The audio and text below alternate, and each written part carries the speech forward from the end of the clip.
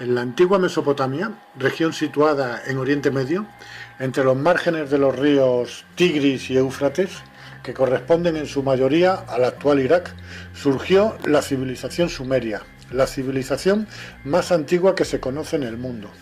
Hay muchas teorías que especulan sobre sus orígenes, cómo aparecieron en la zona, de dónde surgieron. Los sumerios comenzaron a escribir su historia supuestamente hace unos 6000 años, mediante pictogramas en tablillas de arcilla. A esta escritura se la denominó escritura cuneiforme y ha sido reconocida como la primera escritura o forma de expresión aparecida en la historia de la humanidad. Aunque debo aclarar que las escrituras cuneiformes más antiguas no están bien datadas y mucho menos traducidas. No sabemos a qué épocas se remontan. Basándonos en las que sí están traducidas, creo que lo más lógico sería que para hablar de los orígenes sumerios leyéramos su historia de su puño y letra. Zacarías Sitchin dedicó 30 años de su vida a la traducción de las tablillas sumerias. Y para avalar dichas traducciones, quiero dejar bien claro quién era este personaje. Nació en Bakú, Azerbaiyán, el 11 de julio de 1920 y murió en Nueva York a la edad de 90 años, el 9 de octubre de 2010. Fue escritor, historiador y lingüista autodidacta, licenciado en Historia Económica, dominaba a la perfección el hebreo antiguo y el moderno, y fue capaz de traducir miles de tablillas en el idioma cuneiforme de los sumerios, así como otros idiomas antiguos de Oriente. Las obras de Sitchin se han traducido a 26 lenguas y publicadas en ediciones de bolsillo e incluso en versión braille. No voy a contar la larga historia que nos cuenta Zacarías Sitchin sobre los sumerios. Pienso que muchos de ustedes la conocerán y los que no la conozcan les aconsejo que se vean en YouTube dichas traducciones por capítulos en vídeos, llevados magistralmente de la mano de David Parcerisa. A grandes rasgos, en sus traducciones, Sitchin nos cuenta que hace unos 445.000 años llegaron unos seres a nuestro planeta para extraer minerales, principalmente oro. En aquella época aún no había aparecido el hombre moderno. Hace unos 200.000 años, estos seres se cansaron de extraer oro y para su extracción crearon al hombre moderno mediante ingeniería genética. En principio, con varios intentos fallidos. Parece que mezclando su propio ADN con el de un homínido que habitaba por aquel entonces en África. La mezcla de ADN era insertada en el vientre de una hembra de esos homínidos. El resultado era un ser bastante torpe para el desempeño en las funciones mineras o de cualquier otra función. Después de varios intentos, dieron con la clave que les hacía fracasar con todos estos híbridos. En lugar de insertar el óvulo fecundado de hembra homínido en su vientre, lo insertaron en un vientre de hembra Anunnaki. Sí, Anunnaki, con este nombre denomina a esta raza extraterrestre Zacarías Sitchin en sus traducciones. El rey de dicha raza se llamaba Anu y que desde su planeta envió a la Tierra a sus dos hijos, Enlil y Enki, que comandaban toda la expedición aquí en la Tierra. El ingeniero en genética fue precisamente Enki, y la hembra Anunnaki en la que se experimentó fue su propia hermana, que dio a luz al primer hombre moderno. Enki quedó fascinado por el resultado, pues había dado con el ser perfecto para hacer de mano de obra para estos seres, que según cuentan, crearon al hombre a su imagen y semejanza. Estas tablillas en arcilla, que fueron escritas a lo largo de un periodo que pudo ser de varios miles de años, algunas están datadas de hace unos 5.500 años, pero las hay mucho más antiguas. ¿Hasta dónde se pueden remontar en el tiempo? Por la zona en la que transcurren los acontecimientos, los sumerios son, con toda seguridad, los supervivientes del diluvio universal. Que más que un diluvio tuvo que ser una inundación a nivel planetario. Parece ser que hace unos 12.000 años los polos sufrieron un deshielo, puede que de manera natural, pero me inclino más por una acción provocada, por una inteligencia que buscaba más el castigo y el exterminio de la raza humana. El nivel de las aguas subió a cotas inimaginables. Debieron de provocarse grandes e innumerables tsunamis, pues tal y como narra Platón en el Críteas, La Atlántida quedó destruida y sumergida en una sola noche. Se habla también de otro continente hundido, entre el Pacífico y el Índico, Lemuria. Los sumerios no fueron una raza que estuviera especialmente avanzada para la época, ni mucho menos. No disponían de telescopios. Ahí tienen detalles escritos en sus tablillas que demuestran un profundo conocimiento de nuestro sistema solar e incluso conocen el cinturón de asteroides que hay entre Marte y Júpiter. Esto es imposible de ver sin los aparatos necesarios. Y luego casi todas las historias del Antiguo Testamento hasta esa fecha se ven reflejadas en dichas tablillas. Solo hay una variante. No hablan de ningún dios. Hablan claramente de unos seres que bajaron de las estrellas.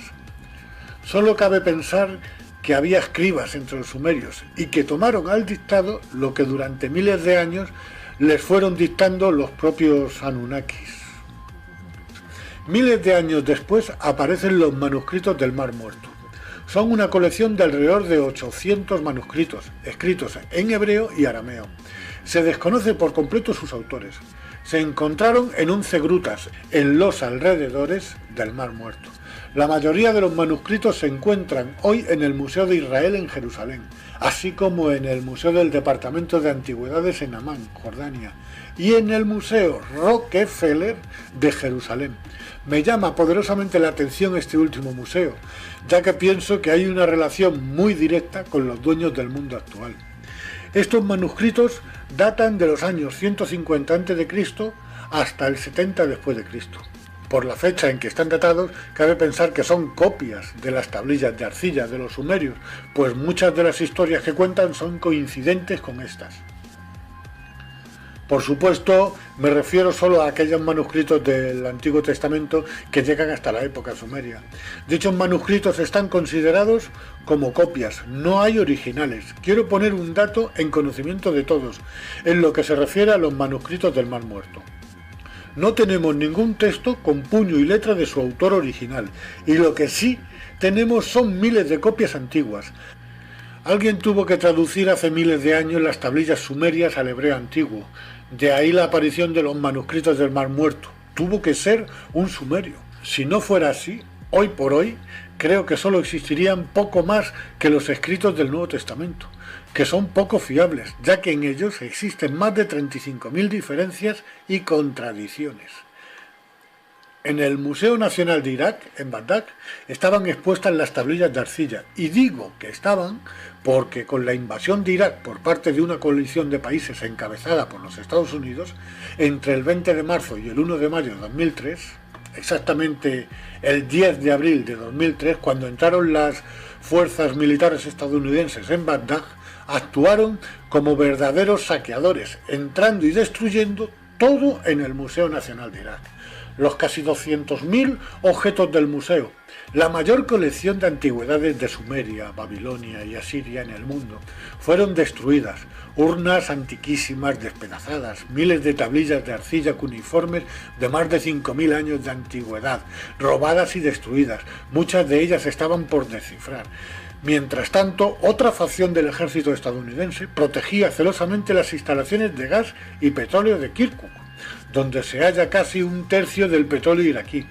Es curioso, parece que entraron con dos fines: borrar la historia del verdadero origen del hombre y robar las reservas de gas y petróleo. ¿Dónde quedó el supuesto motivo de la guerra? ¿Dónde estaban las armas de destrucción masivas? Puedo entender que por codicia, por avaricia, fueran a por las reservas de gas y petróleo.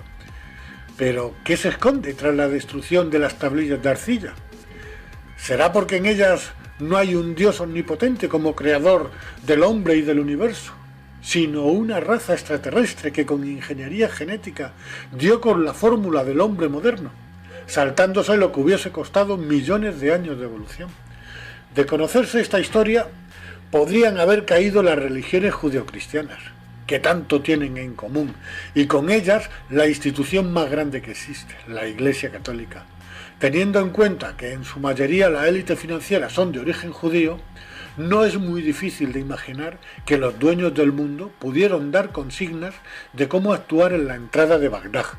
para que se pudiera salvar un secreto que lleva escondido miles de años y así impedir que cayera el Vaticano y todo lo que esto supone. No quedaría ni un ladrillo de iglesias y catedrales de las religiones monoteístas.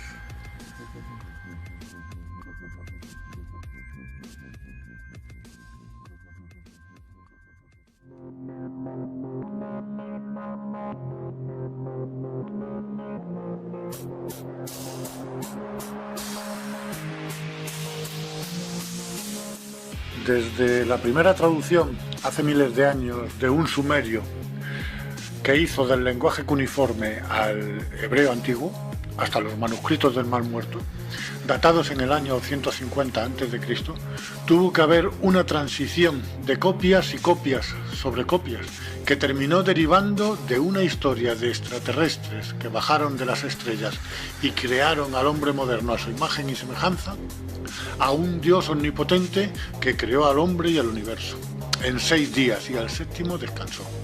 Desde luego, sí que se degeneró o se tergiversó la verdadera historia de la humanidad. Da que pensar. Es imposible saber en qué momento de la transcripción de textos copiados pudo obrarse tal calamidad. Quizás no fue degeneración accidental y forme parte de un plan. Puede que la clave esté oculta en los sótanos del Vaticano, donde se esconden grandes secretos que nos han ocultado a toda costa, como si de ello dependiera su supervivencia. El hecho es que, a causa de un plan maléfico, se cambia la interpretación de unos escritos y nace un Dios omnipotente, creándose las 3 religiones monoteístas, con un propósito claro: dividir a los hombres en ideologías absurdas hasta llegar al fanatismo religioso, fomentando el odio y la guerra entre naciones, que abanderaban cada uno un Dios con distinto nombre y que en definitiva parece ser el mismo Dios. ¿Quién está detrás de todo esto? ¿Quién manipula la historia y la moldea a su antojo? Existe una élite que desde hace miles de años actúa entre nosotros. Son antidiluvianos e incluso anteriores a la humanidad. Provocaron extinciones que nos llevaron al borde de la desaparición de nuestra especie. Estuvieron siempre allá donde surgía una gran civilización, la cual manejaban siempre a su antojo.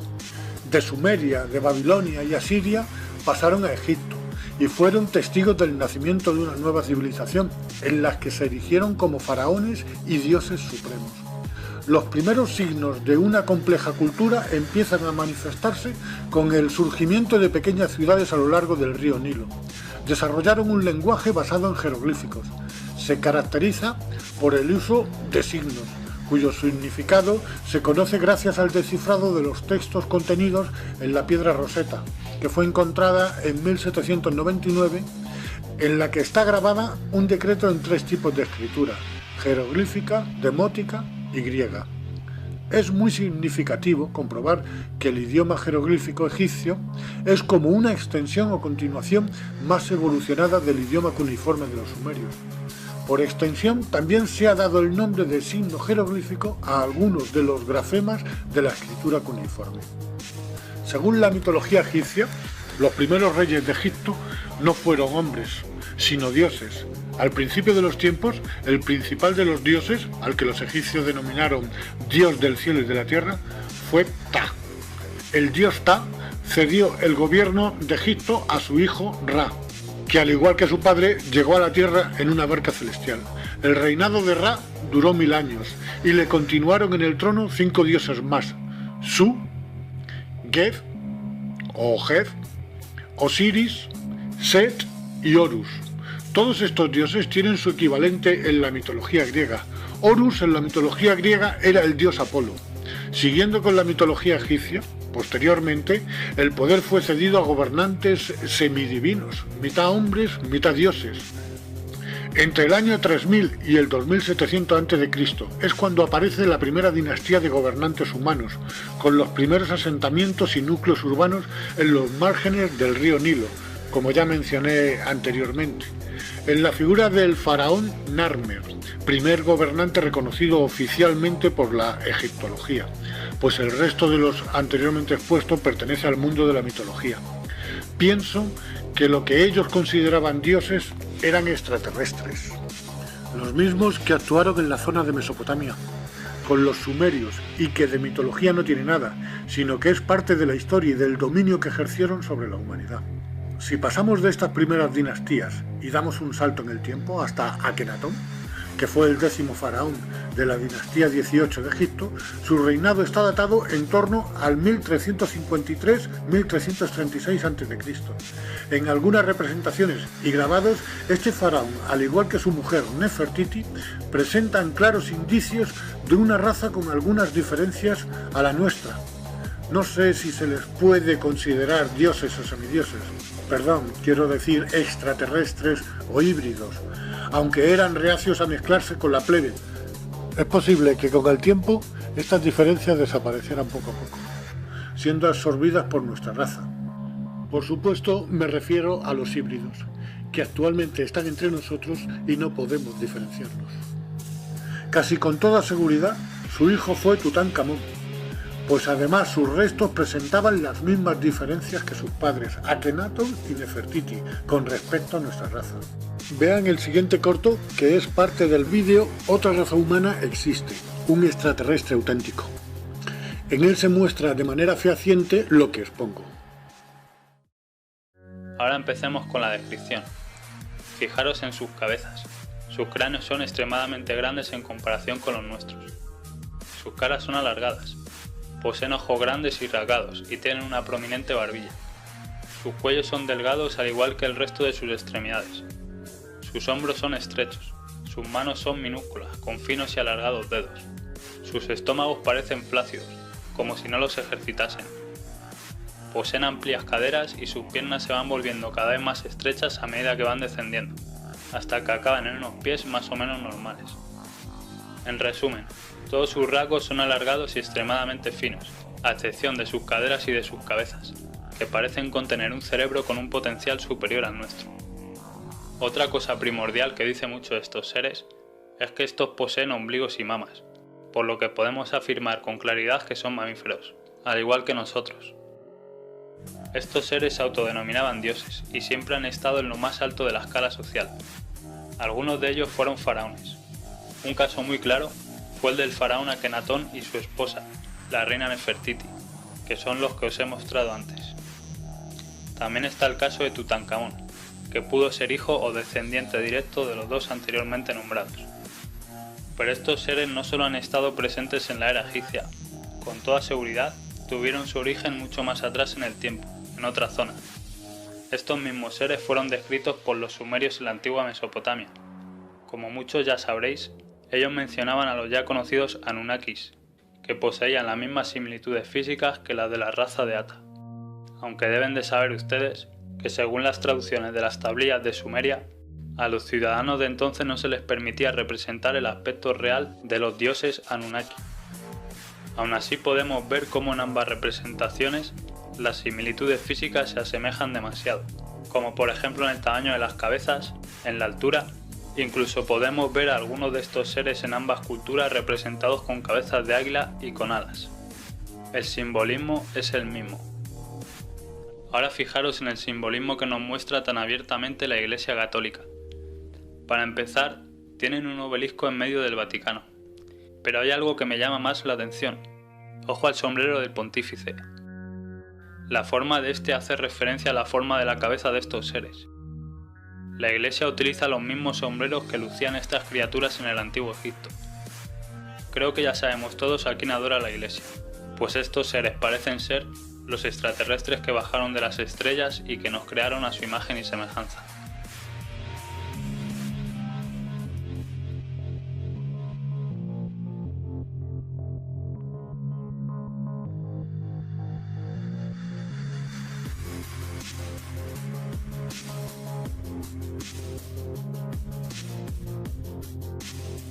Les aconsejo que lo vean entero. Lo encontrarán en nuestro canal de YouTube, La Extinción que Viene. Les recuerdo el título. Otra raza humana existe, un extraterrestre auténtico. Según fue perdiendo fuerza el imperio egipcio, hasta su desaparición como potencia, empezó a emerger otro gran imperio, Roma, y hasta él se desplazaron estos seres para continuar con su manipulación.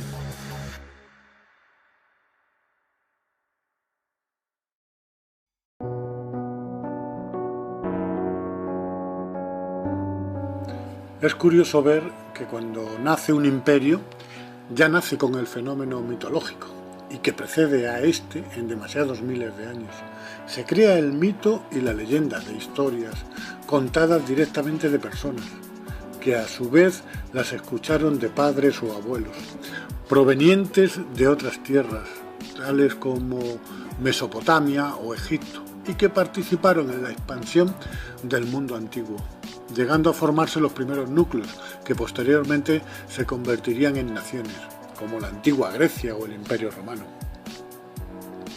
En cuanto a la referencia de dioses o extraterrestres que pudieran haber influido en los primeros siglos de esta cultura, tanto dioses griegos como romanos tienen un origen y pertenecen a una estirpe que se remonta a 445.000 años atrás en el tiempo, con una expedición extraterrestre que llegó a la Tierra, los Anunnakis, y que estuvieron presentes en el comienzo de todas las culturas humanas, allá donde brotaban. En el caso de Grecia y Roma, sentaron las bases de un sistema y fueron la cuna de la actual civilización occidental. Lo que estos seres significaron en la antigua Sumeria, bajo el concepto de extraterrestres o viajeros que bajaron de las estrellas, pasaron a ser dioses en Egipto.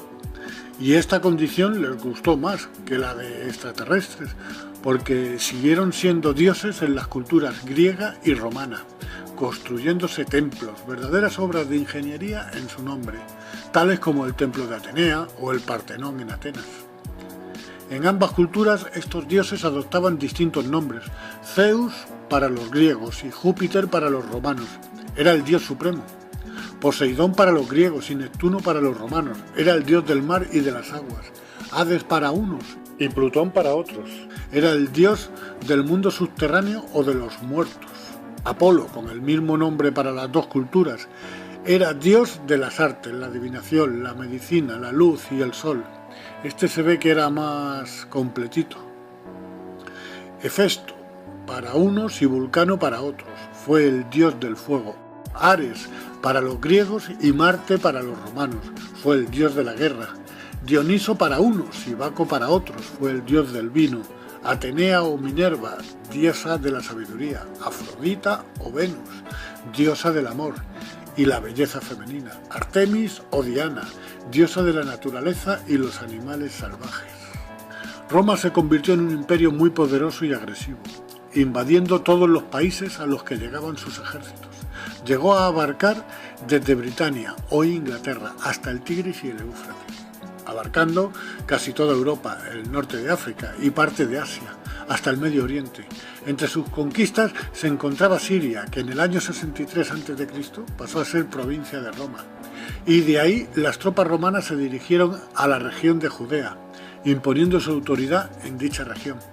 Aquí se encontraron con un pueblo, el judío, que adoraban a un solo Dios, Jehová, el Dios del Antiguo Testamento, un Dios castigador, rencoroso y vengativo, y como bien pone en sus sagrados escritos, llegó a hacer pactos con los grandes patriarcas del pueblo judío, llegó a prometerles poder y riquezas, con tierras hasta donde alcanzara la vista y una gran descendencia que superaría en número a las estrellas del firmamento. Todo a cambio de sumisión y veneración. Realmente con este pacto vendieron su alma a cambio de poder y riquezas. Todavía rige este pacto, porque hoy en día son los dueños del mundo. La élite financiera que nos domina son de origen judío. Es el mismo pacto que se le ofrece a Jesús en el desierto, a cambio de sumisión total. Y Jesús rechaza el ofrecimiento, pero Jesús no le llama Padre. Todos sabemos que le dice: apártate de mí, Satanás. Jesús le dijo a los judíos: sois de vuestro padre el diablo, y queréis hacer los deseos de vuestro padre. Él fue un homicida desde el principio, y no se ha mantenido en la verdad, porque no hay verdad en él. Cuando habla mentira, habla de su propia naturaleza, porque es mentiroso y el padre de la mentira. Quien quiera comprobar estas palabras, que busque en el Evangelio de Juan 8:44. ¿Quién fue Jesús? ¿Fue un enviado o un adelantado a su época? El Padre o Dios al que se refiere Jesús no tiene nada que ver con el Dios del Antiguo Testamento. Jesús, según los entendidos, nació en el año -7 no en el año cero. Herodes I el Grande, rey del pueblo judío, en calidad de vasallo de Roma, sabía de la llegada del Mesías, de su nacimiento. ¿Por qué le temía tanto? Tanto como para ordenar la matanza de tantos inocentes. Como no sabía quién de todos los nacidos era el Mesías, este monstruo mandó matar en Belén, Judea, a todos los niños menores de 2 años. Más adelante, a los 33 años, son los líderes judíos los que con denuncias falsas entregan a Jesús a los romanos para que éstos lo crucifiquen. La verdad es que ni el Dios de los judíos ni los judíos querían a Jesús, le temían. De todos es conocido, Poncio Pilatos da a elegir al pueblo judío entre 2 personas, a quien dejar en libertad y a quien crucificar. Uno era un famoso asesino, Barrabás, y el otro era Jesús, y todo el pueblo judío pedía a gritos la crucifixión de Jesús. Su mensaje fue de amor y de paz para toda la humanidad, para todos por igual. Sin embargo, el Dios del Antiguo Testamento solo favorecía al pueblo judío, el pueblo elegido por Dios. Según consta en el Antiguo Testamento, destruyó pueblos enteros para que se fueran asentando familias y clanes judías, y a su vez dejar libre el paso de estos hacia la tierra prometida, donde hoy en día son nación, bajo el nombre de Israel, y siguen con el ejemplo de su Dios, pues siguen masacrando al pueblo palestino. Jesús intentó que su mensaje llegara a todo el mundo. Se creó un movimiento después de su muerte, alrededor de su figura, pues sus primeros seguidores, los primeros cristianos, debieron de ser auténticos, muy distintos a lo que poco después ocurrió, pues este movimiento fue adulterado y sus bases totalmente cambiadas o confundidas. Antioquía la Grande o Antioquía la Bella era en aquella época una de las principales ciudades del Imperio Romano y la tercera urbe más poblada, después de Roma y Alejandría. Su población pudo alcanzar hasta los 500.000 habitantes. Se fundó en Antioquía una comunidad religiosa integrada por judeocristianos. Antioquía fue el primer lugar donde los discípulos fueron llamados cristianos, pues anteriormente eran considerados como una secta del judaísmo. En aquella época, es decir, principios del siglo II, el obispo Ignacio de Antioquía fue autor de 7 cartas que redactó en el transcurso de unas pocas semanas, donde parece ser que incluyó a los 4 evangelistas, Juan, Lucas, Mateo y Marcos, como los 4 evangelios auténticos, pasando a ser apócrifos el resto de evangelios. Muchos evangelios, entre los que se encontraban el de Judas, María Magdalena, Tomás o Felipe, escritos más fiables y contemporáneos de la época de Jesús, ya que los de Juan, Lucas, Mateo y Marcos son muy posteriores a la muerte de Jesús y tomados al dictado por estos, y en los que hay muchas contradicciones. El obispo Ignacio de Antioquía fue condenado a muerte en tiempos del emperador romano Trajano, acusado de profesar el cristianismo. Las leyes romanas perseguían y condenaban a muerte a los cristianos. A principios del siglo IV de nuestra era, cuando la población cristiana creció hasta ser el 50% de la población total, el emperador Constantino I el Grande, para evitar más enfrentamientos entre la población, convocó el primer concilio de Nicea en el año 325, que otorgó legitimidad legal al cristianismo en el Imperio Romano por primera vez, y parece que fundió las creencias de una parte politeísta con otra parte monoteísta. De esta fusión religiosa salió una sola religión monoteísta, y la mayor chapuza que uno se pueda imaginar, y que todavía sigue en vigor y de la que se dice que tiene en la actualidad 1.000 millones de seguidores.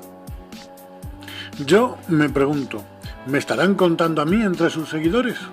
Porque resulta que si el dato viene de todos los bautizados, yo estoy bautizado, y como yo, muchísima gente a la que no se les preguntó si querían ser cristianos. Si a 1.000 millones le restamos los que no nos sentimos cristianos, ni tampoco somos practicantes, seguro que esta cifra bajaría muchísimo, a saber hasta qué cotas.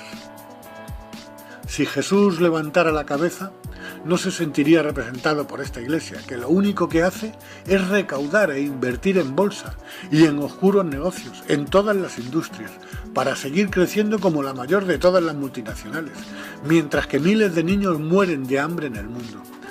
Su fuerza e influencia sobre los poderes políticos se ven reflejados en las subvenciones que reciben de casi todos los gobiernos y están libres de impuestos. Su conexión con la élite y el nuevo orden mundial es muy evidente.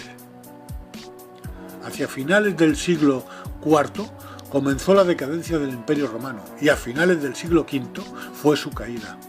Viene la época de la Alta Edad Media o de la Edad Oscura, que abarca el periodo comprendido desde la caída del Imperio Romano hasta el feudalismo.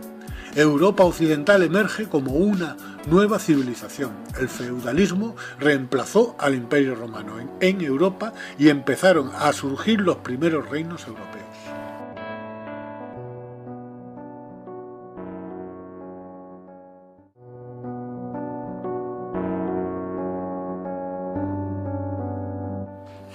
Las religiones, el gran invento del enemigo de la humanidad. Había un propósito: dividir a la raza humana con diferentes ideologías, fomentando el odio y el fanatismo contra aquel que pensara de otra forma, manteniéndolos en la ignorancia y en el analfabetismo, retrasando cualquier avance que pudiera suponer un peligro para un sistema que solo pretendía mantener mano de obra esclava para los campos de cultivo, para la minería o para la pesca en distintas zonas geográficas. Fue una época oscura en la que consiguieron que la humanidad tuviera un estancamiento evolutivo, cultural y tecnológico de 800 años. Este es un dato muy importante que quiero que se graben bien en la cabeza, porque en nuestra sociedad hay una institución, la misma que paralizó el avance durante 800 años en el pasado, que todavía trata de ralentizar el progreso y la evolución de la humanidad, bajo la frase de «no pretendas ser más que Dios». Esta institución va a bloquear y a sabotear cualquier proyecto que signifique un avance o beneficio para nosotros. Después de la caída del Imperio Romano en Occidente en el siglo V, Europa occidental emerge como una nueva civilización. El feudalismo reemplazó al Imperio Romano en Europa y dentro del feudalismo la institución con mayor poder fue la Iglesia Católica, que mantuvo parte de la cultura romana y se convirtió en el principal fuente de aprendizaje. En el año 1000 crece el feudalismo y mantiene a la Iglesia Católica como el mayor poder cristiano, ya que en el pasado no solo tenía su propio Estado, sino que atesoraba todo el saber grecorromano y era el guía espiritual de todos los poderosos estados europeos. La Iglesia siempre soplando en oídos de príncipes y reyes, influyendo en sus políticas exteriores y de conquistas.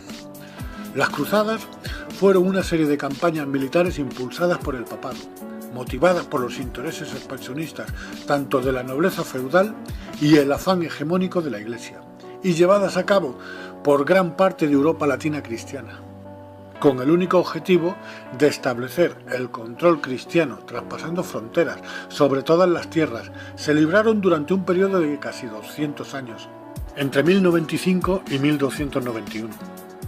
Aunque otras campañas en España y Europa Oriental se prolongaron hasta el siglo XV. Las cruzadas fueron sostenidas principalmente contra los musulmanes, aunque también contra todo lo que consideraban pagano, rusos, mongoles y sobre todo contra los enemigos políticos de los papas. Los cruzados eran pobres e ignorantes analfabetos, con lavado de cerebro que les hacía ser ciegos fanáticos que creían estar en posesión de la verdad. Solo así se puede entender que abandonaran todo, tierra, familia, hijos, y se encaminaban a una guerra en tierras lejanas, pues eran herejes con un dios de nombre diferente. En 1129 la Iglesia Católica estableció la Inquisición para hacer a los europeos occidentales sus miembros por la fuerza. La Inquisición castigaba a aquellos que practicaban la herejía para que se arrepintiesen. Si no lo hacían, sufrían la pena de muerte. Durante este tiempo, muchos nobles gobernaron la Iglesia. La influencia de la Iglesia Católica romana había crecido enormemente debido a las conversiones de reyes paganos, como los escandinavos, polacos, húngaros, lituanos, más la reconquista cristiana del Al-Ándalus y las cruzadas. Como resultado, la mayor parte de Europa era católica romana en el siglo XV. Mediante el Tratado de Tordesillas, el Papa divide el mundo en dos y manda a los españoles y portugueses a ganar el mundo para su Dios, para los reyes católicos, como así también para la Iglesia. La evangelización era una meta de la conquista. La otra, por supuesto, era el oro que llegaría a las arcas del rey y a los altares de las iglesias.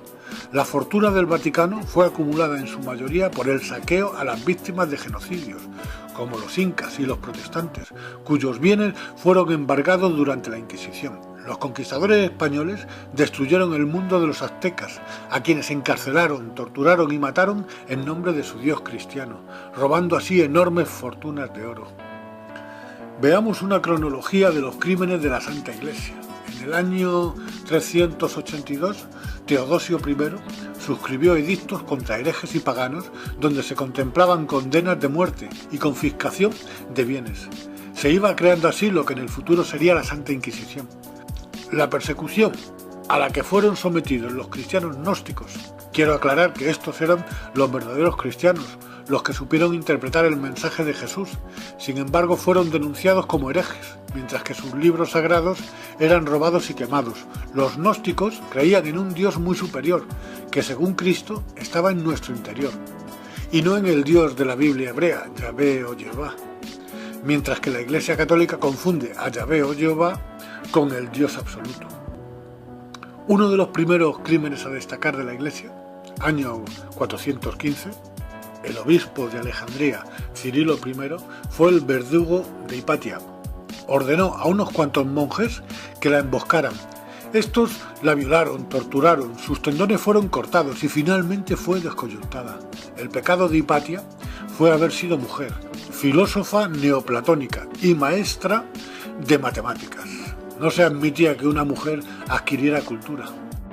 La Iglesia Católica desde sus inicios le negó derechos a las mujeres. Estas no podían poseer dentro de la misma Iglesia un cargo de autoridad. Bueno, hoy en día tampoco. Estaban consideradas como seres inferiores y subyugadas al mandato de los hombres, siendo cruelmente castigadas y denigradas cuando desobedecían. La historia de la Iglesia Católica se puede escribir con letras de sangre, por sus múltiples genocidios contra los que ellos llamaban infieles o herejes. Detrás de estos asesinatos, lo que realmente se escondía era el ansia de poder y de riquezas, ya que se quedaban con el oro y las tierras de sus víctimas. Giordano Bruno, nacido en Nápoles, Italia, fue astrónomo, filósofo y poeta.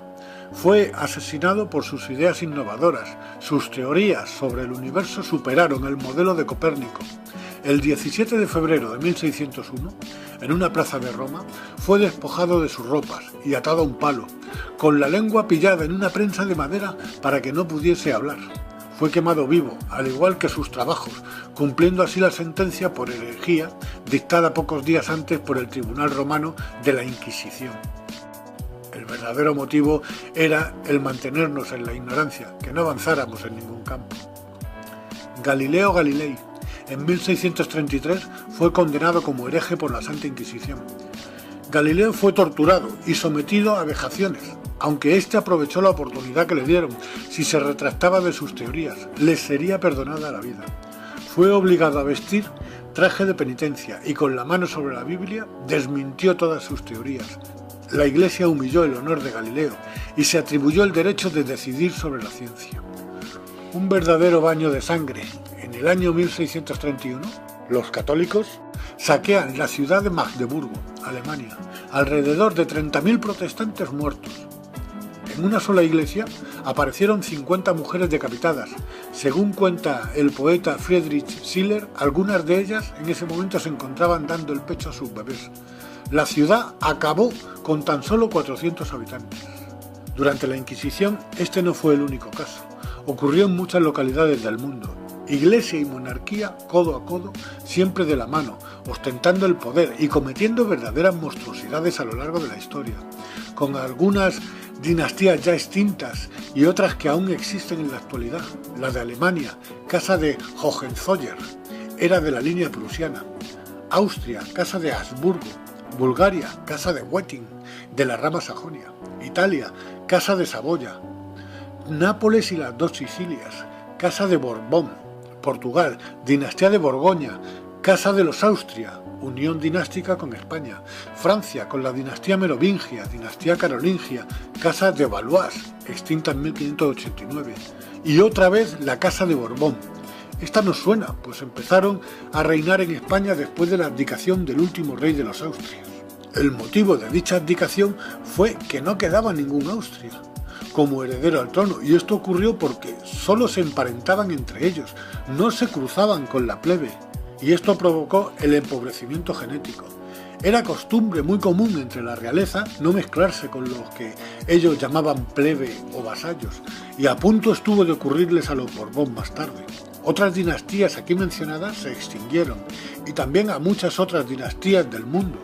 Este detalle es muy importante, porque ya desde los tiempos sumerios, en el primer capítulo de esta serie, En busca de la verdad, ya ocurría entre los Anunnakis, como también ocurría en tiempos del antiguo Egipto, con los faraones citados en el segundo capítulo, como también en el tercer capítulo ocurría con los emperadores romanos, pues es de todos conocido cómo mantenían relaciones en muchas ocasiones con hermanas o hijas de las que tenían descendencia. Desde el principio de la historia ha sido un vínculo común en todas las esferas del poder. En Europa quedan 10 naciones con lo que políticamente es denominado monarquía parlamentaria. Hacia finales del siglo XVIII, con la Revolución Industrial, y finales del siglo XIX y principios del XX, empezó a florecer otro gran imperio en Norteamérica. Y gran parte del poder que hasta ahora estaba en la vieja Europa se trasladó allí para operar y dominar el mundo desde ese nuevo continente.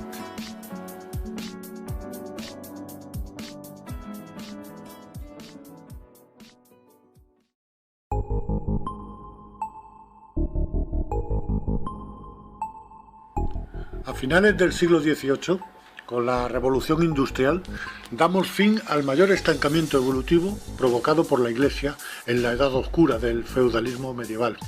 Comienza la Edad Moderna, con un conjunto de transformaciones socioeconómicas, tecnológicas y culturales.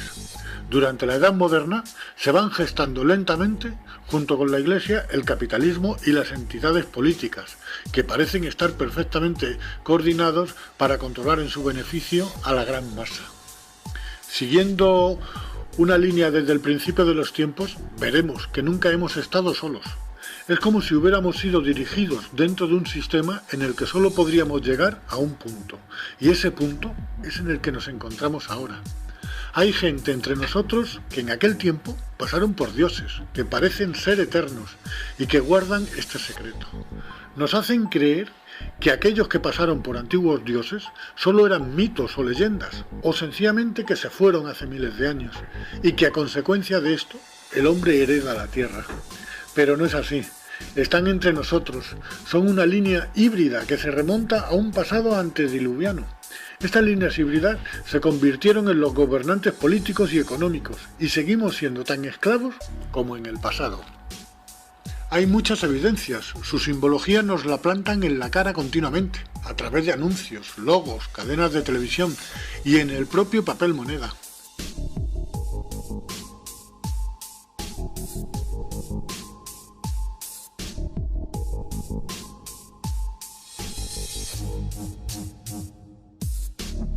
Aparecen en todo el mundo construcciones de miles de años de antigüedad, con una tecnología imposible para la época e incluso para nuestra tecnología.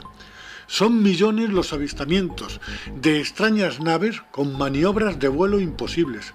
Se ha escrito mucho sobre ellas. Hay textos bíblicos que las describen. La referencia a ovnis en los tiempos bíblicos es constante. Son representadas en antiguas pinturas de los 5 continentes. Se llevan paseando por nuestro mundo desde la aparición del hombre moderno. Hoy en día son muchos los testigos que las han observado, atónitos, y que al contarlo se les toma por locos.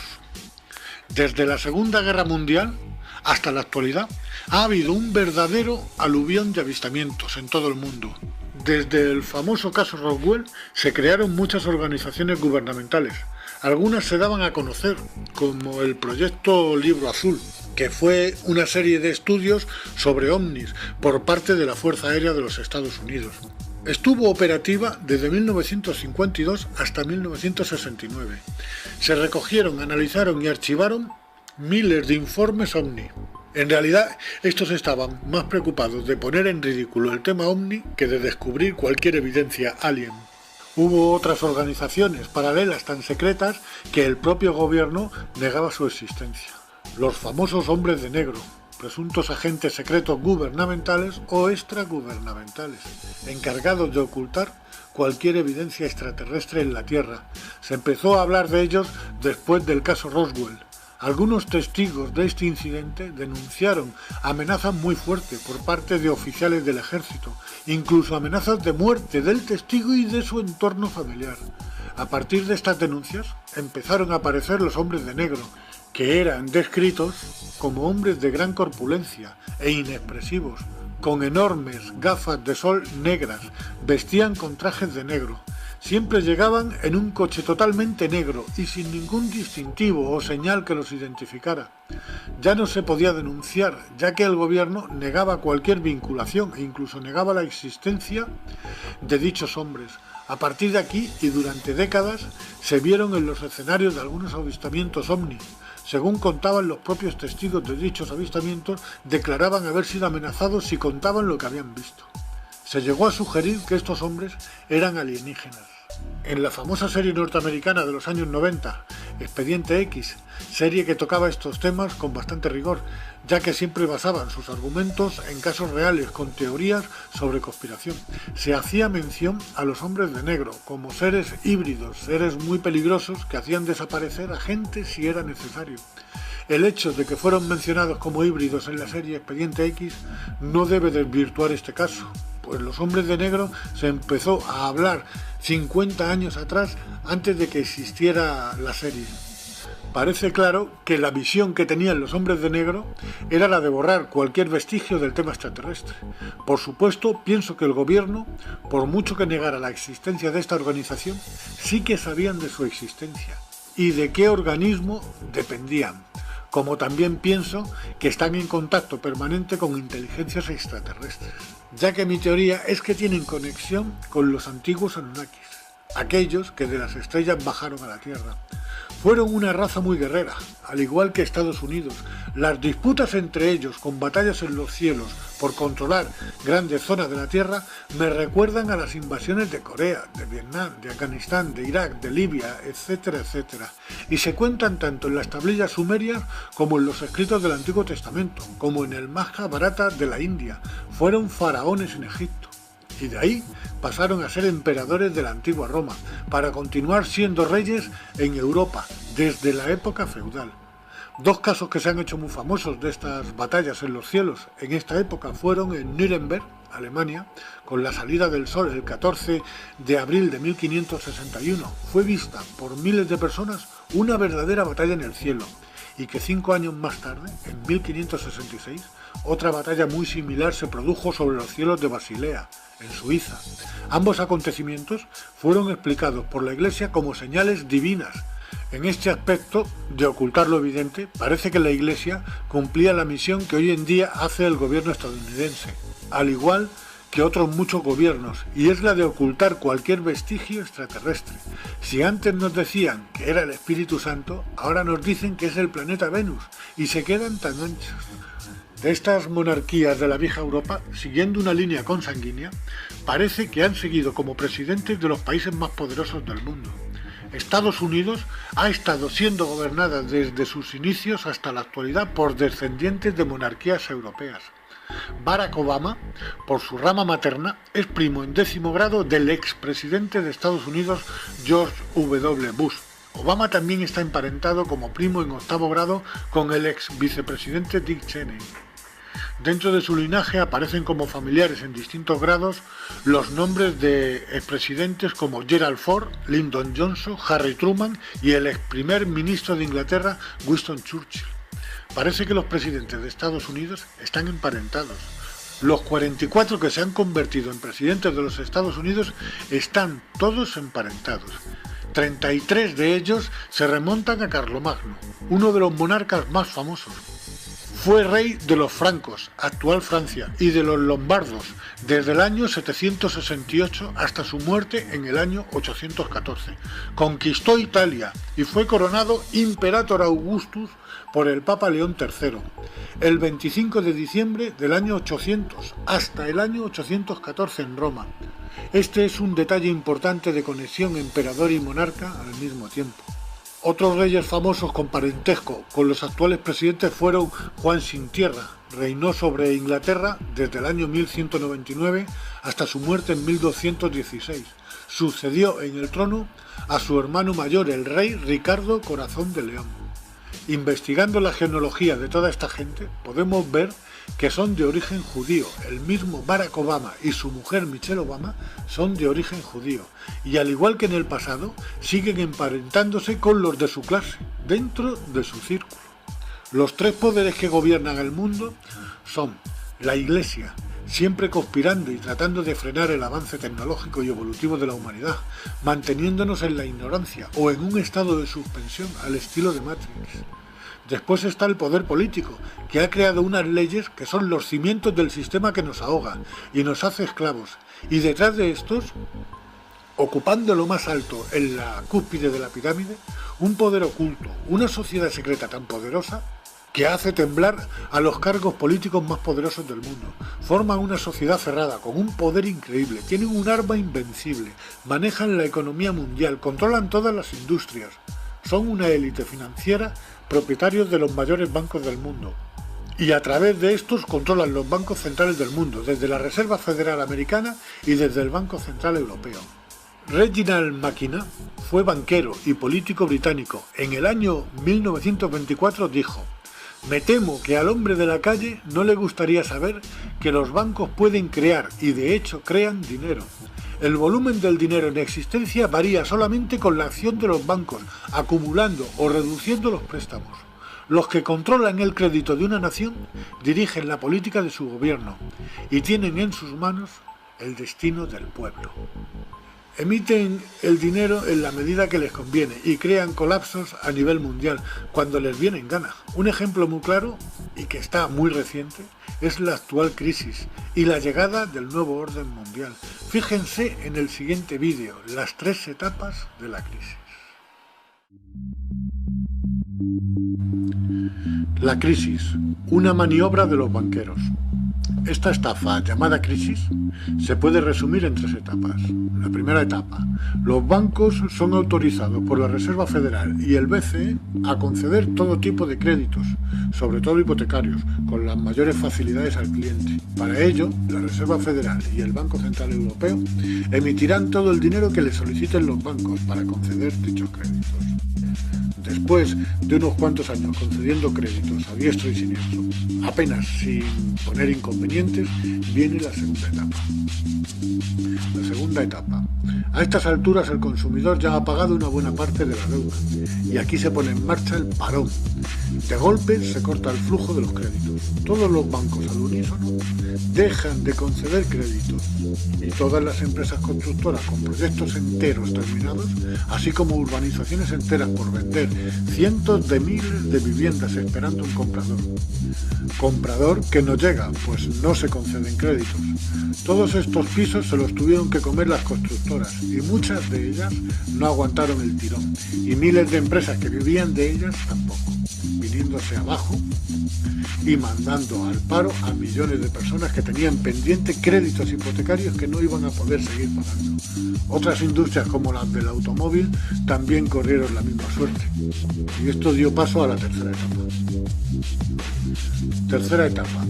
Los bancos, ante el impago de los créditos, inician su elaborado plan de quedarse con todo. Los desahucios no se hicieron esperar, quedándose con las viviendas y dejando a sus propietarios en la calle y con la deuda que les faltaba por pagar. Quiero aclarar que un crédito es un dinero adelantado que va existiendo en la medida que el consumidor lo va pagando mes tras mes. Bajo este principio hay que entender que los bancos prestan un dinero que no existe. Luego se quedan con las casas de sus víctimas que sí existen y que estuvieron pagando mes tras mes con un dinero que sí existe. Y se quedan con una deuda real que no deja levantar cabeza a nadie. Esto no es la primera vez que ocurre, porque esto mismo ya lo hicieron en 1910 y en 1929 con el famoso crack del Octubre Negro. La gente, al igual que ahora, se tiraban por las ventanas. Esto es el comienzo de una nueva era. El nuevo orden mundial está llegando a todas partes. Se avecina de nuevo la Edad Oscura, donde unos pocos se erigen como los dioses del pasado, para mantenernos bajo su pie como esclavos. Los causantes son la élite, o mejor dicho, el cártel de banqueros que domina el mundo. Me refiero a los Rothschild, J.P. Morgan, Rockefeller, Warburg, etc., etc. Son de origen judío, al igual que los presidentes estadounidenses. El pacto que sellaron los grandes patriarcas con Yahvé o Jehová sigue estando en vigor. Siguen siendo el pueblo elegido por el Dios del Antiguo Testamento. Se prevé un enfrentamiento en el que quieren solucionar el problema de la superpoblación. Y como si fuéramos ganado, pretenden sacrificarnos. Provocarán la Tercera Guerra Mundial. Todo nuestro mundo está a punto de venirse abajo. Depende del resultado de una próxima guerra en la que quieren reducirnos a menos de la mitad de la población mundial. Se ha activado una cuenta atrás. Nos estamos quedando sin tiempo para organizarnos, para poder hacer frente a este enemigo tan colosal, que ha sabido dividirnos y enfrentarnos a nosotros mismos. Nuestra supervivencia depende de la unión, que se pongan de nuestro lado los ejércitos y fuerzas del orden de todo el mundo, porque si siguen del lado del enemigo capitalista, pereceremos.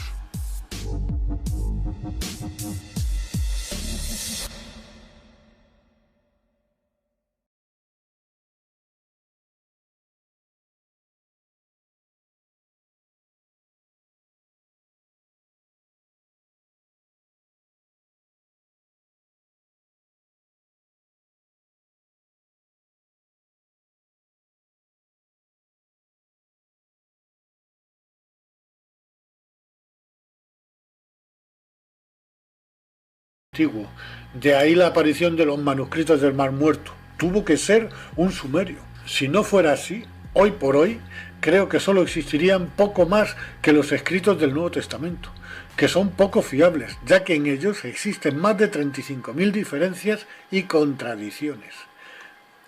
En el Museo Nacional de Irak, en Bagdad, estaban expuestas las tablillas de arcilla, y digo que estaban porque con la invasión de Irak por parte de una coalición de países encabezada por los Estados Unidos, entre el 20 de marzo y el 1 de mayo de 2003, exactamente el 10 de abril de 2003, cuando entraron las fuerzas militares estadounidenses en Bagdad, actuaron como verdaderos saqueadores, entrando y destruyendo todo en el Museo Nacional de Irak.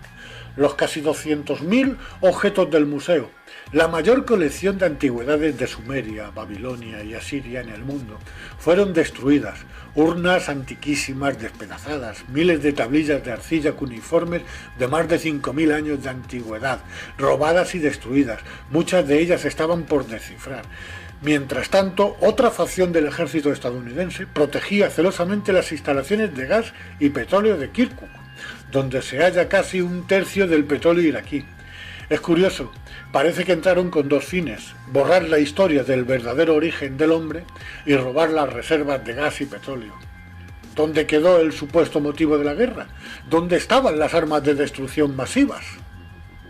Puedo entender que por codicia, por avaricia, fueran a por las reservas de gas y petróleo. Pero, ¿qué se esconde tras la destrucción de las tablillas de arcilla? ¿Será porque en ellas no hay un Dios omnipotente como creador del hombre y del universo, sino una raza extraterrestre que con ingeniería genética dio con la fórmula del hombre moderno, saltándose lo que hubiese costado millones de años de evolución? De conocerse esta historia,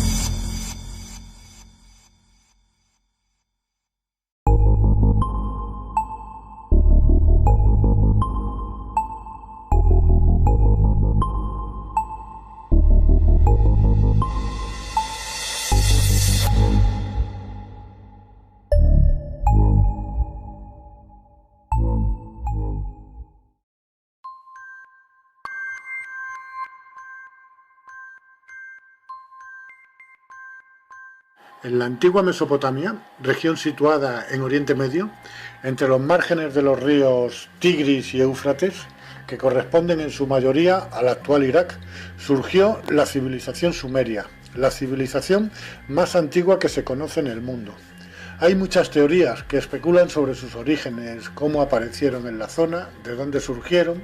Los sumerios comenzaron a escribir su historia supuestamente hace unos 6000 años, mediante pictogramas en tablillas de arcilla. A esta escritura se la denominó escritura cuneiforme y ha sido reconocida como la primera escritura o forma de expresión aparecida en la historia de la humanidad.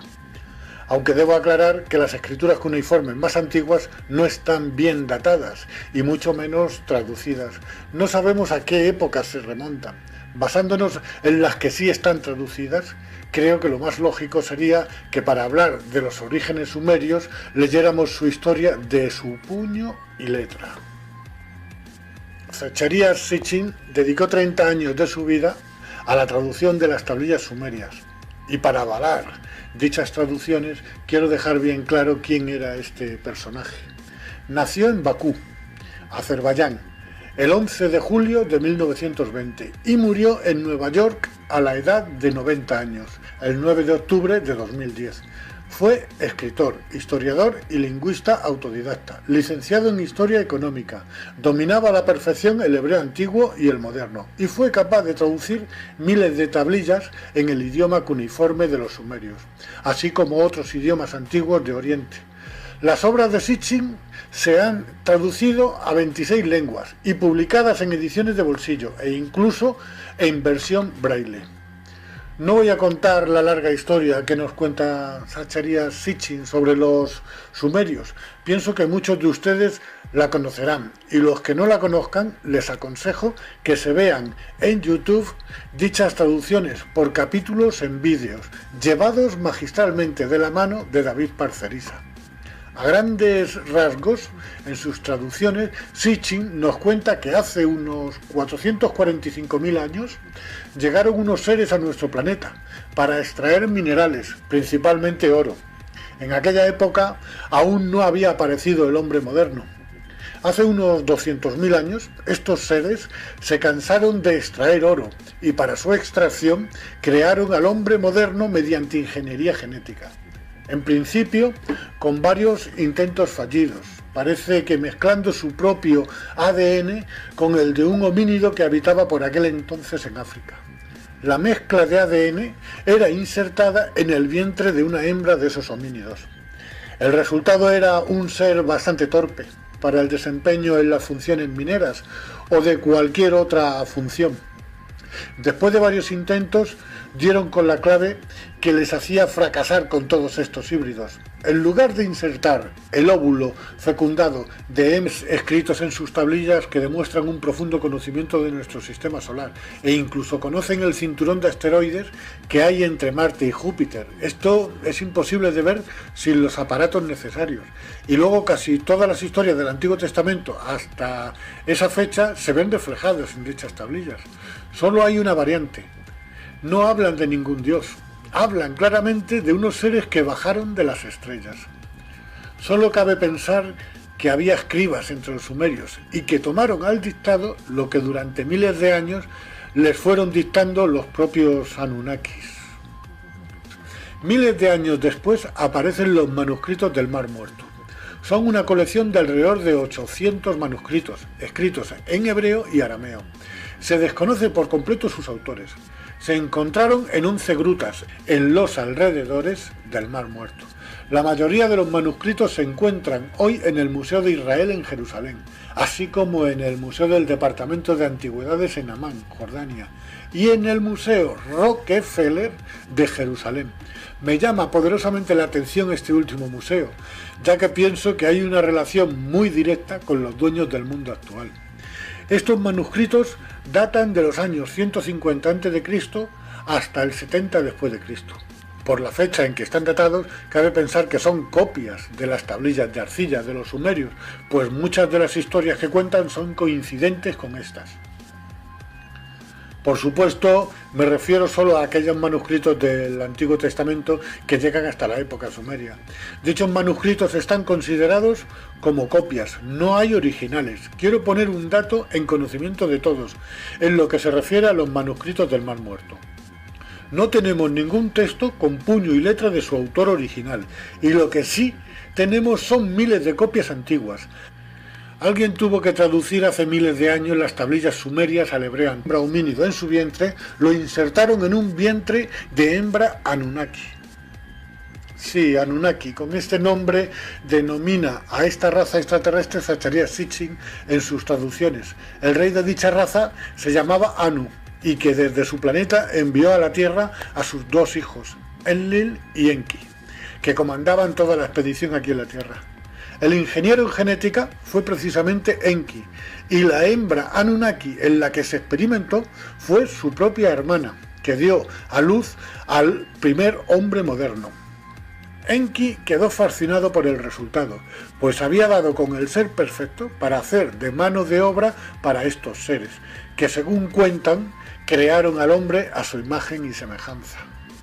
Estas tablillas en arcilla, que fueron escritas a lo largo de un periodo que pudo ser de varios miles de años, algunas están datadas de hace unos 5.500 años, pero las hay mucho más antiguas.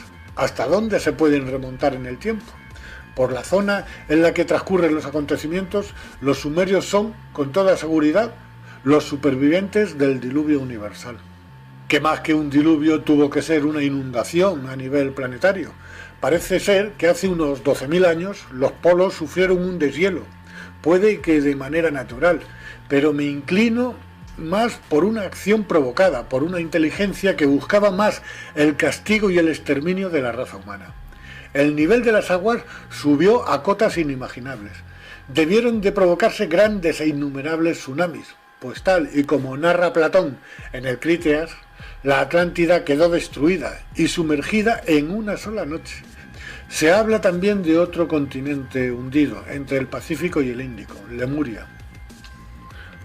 Los sumerios no fueron una raza que estuviera especialmente avanzada para la época, ni mucho menos. No disponían de telescopios. Ahí tienen detalles